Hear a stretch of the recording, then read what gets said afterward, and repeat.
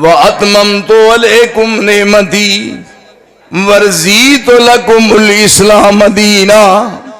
آج دین مکمل ہو چکا ہے۔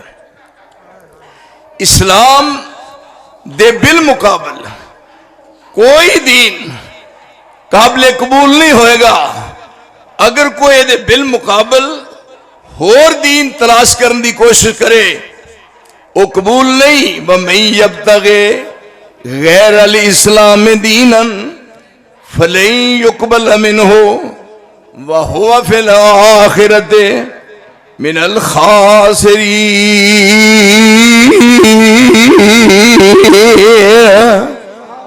اور آخر کیا اسلام نو سمجھ لو تے میرے کو ڈر جاؤ تے توانو موت حالت اسلام وچ آئے۔ یا ایوہ الذین آمنوا اتقوا اللہ حق تقاتہ ولا تموتن الا وانتم مسلمون۔